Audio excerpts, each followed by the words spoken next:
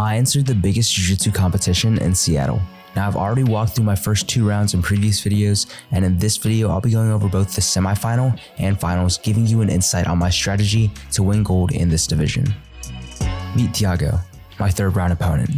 Now while unfortunately we have people walking in front of the camera, there's honestly not too much to see yet except 2 dudes head to head and holding onto each other's gis until someone takes a horrific shot.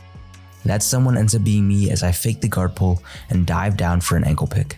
Thiago sprawls, so I attempt to use my underhook and hit a knee tap, but he keeps a good base and locks me into a front headlock, negating my attack and putting me under the threat of a guillotine. A good technique I always use is to bribe the ref prior to your match, that way when you're in a bad spot, you can always rely on him to reset you back to a neutral position. Now that I've magically escaped the front headlock, I retreat back to my roots as a filthy guard puller and sit right down into a triangle choke. The reason this worked is because as I pulled, I inserted 2 butterfly hooks and Thiago sprawled out to counter. However, he was caught off guard and had to use his hand to push himself back up. As a triangle player, whenever I see 2 knees on the ground and a hand on the floor, I know there's an opening for my submission. Thiago begins to defend correctly. However, I have a niche tip that will allow you to counter them if they defend this way. He keeps his inside arm pocketed on the left side of my hip. Normally, I need to cross the arm over my hip to complete the choke, however, it offers a different route to the tap. As he comes around, I make sure to control the head and raise my hips to cut an angle and pocket his elbow in my crotch. My right arm catches his wrist as it pops up, and then I just hip in to finish a triangle armbar.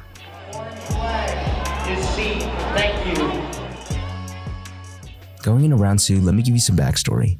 I've been watching this guy tear up each of his opponents leading up to this round, and it just so happens that we've been playing the same game. So we both know each other's counters and styles, but I need to add a little extra spice if I want to win this one. You'll see what that is soon, but first I need to figure out if I'm going to wrestle or pull guard.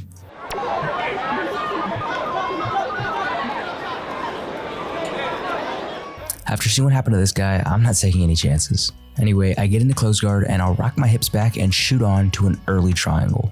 The reason this worked is because I used the underhook on his leg in unison with my right leg to threaten an off balance, forcing him to condense back into me, and from here I use this tricep grip to trap his arm and then I'll spin around into the triangle. We end up sitting in this position for almost a full minute until he brings my hips over his knees and extends his neck to the ceiling and uses the added space to get his other arm back into play. I'll go for one of my signature hip bump sweeps, however he keeps weight on me and forces me back down. What he does next is a pretty big blunder, and I'll show you how to easily claim a free triangle off of this.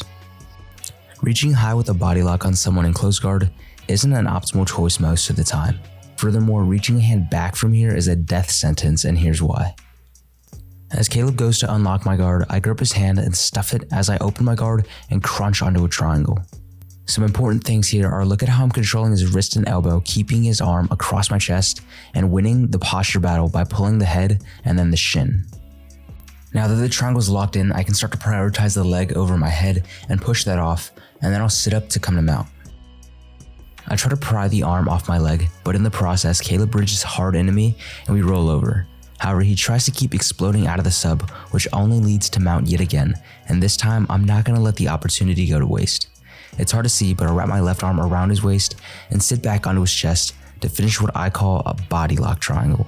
I've only ever pulled this off one other time in competition, but never from mount. This is probably the most painful submission I've ever pulled off in competition because I'm sitting on his chest with a fully locked triangle and a body lock on his torso. It really can't get worse from there until I figure out how to incorporate a heel hook in the mix as well. But for now, that was enough to secure the gold medal and move on to no gi.